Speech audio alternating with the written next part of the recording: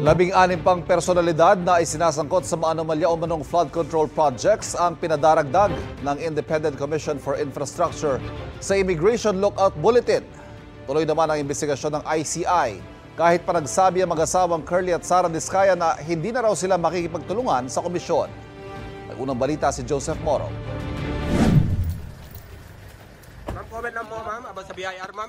Mailap pa rin sa media si Sara Diskaya nang dumating sa tanggapan ng Independent Commission for Infrastructure. Po ma'am, kinasuhan po kayo ng 7.1 billion.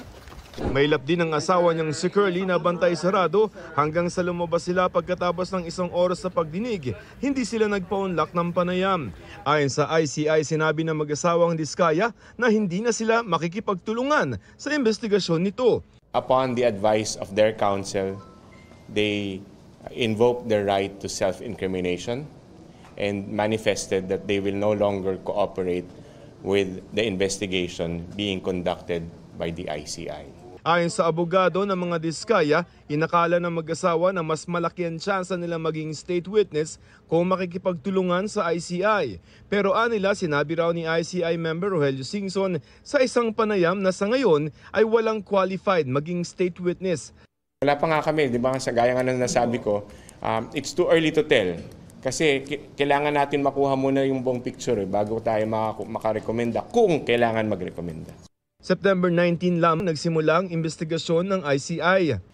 Ayon sa Independent Commission for Infrastructure o ICI, hindi raw makakaapekto sa investigasyon na kanilang ginagawa ang hindi pakikipagtulungan ng mga Diskaya. Nasa 16 na mga resource persons ang naipatatawag ng ICI at nakapagsumite na rin naman daw ng kanilang mga affidavit ang dalawa.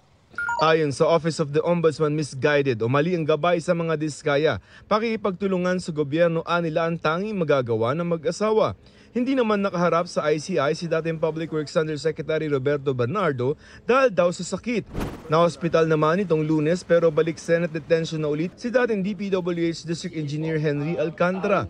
Isa si Alcantara sa mga sinampahan ng DOJ ng reklamang graft sa Ombudsman dahil sa umano'y ghost project sa Bulacan. Kasama rin ng mga dating Assistant District Engineers na sina Bryce Hernandez at JP Mendoza. Sabi ng abogado ng dalawa, umaasa silang kikilalanin ng DOJ na essential ang kanilang testimonya at iko-konsidera sila bilang state witness. 16 pang personalidad ang pinadadagdag ng ICI sa Immigration Lookout Bulletin. Sinisika pa namin silang hinga ng pahayag. Sa gitna ng mga investigasyon, naniniwala si Pangulong Bongbong Marcos na hindi aabot sa Malacanang ang mga alegasyon kaugnay ng flood control projects. Well, I'm confident because I know what we did or did not do. But if we investigate everybody, we follow the evidence, and wherever that leads is not something that we try to direct or influence. That's why we have the ICI. Ang Pangulo ang nag-ungkat sa flood control project sa kanyang sona noong Hulyo. Nasundan niya na magkakahiwalay na investigasyon pero makalipas ang ilang buwan, wala pa rin napapanagot. Ito ang unang balita, Joseph Morong para sa GMA Integrated News. Kapuso, huwag magpapahuli sa latest news and updates. Mag-iuna ka sa balita at mag-subscribe sa YouTube channel ng GMA Integrated News.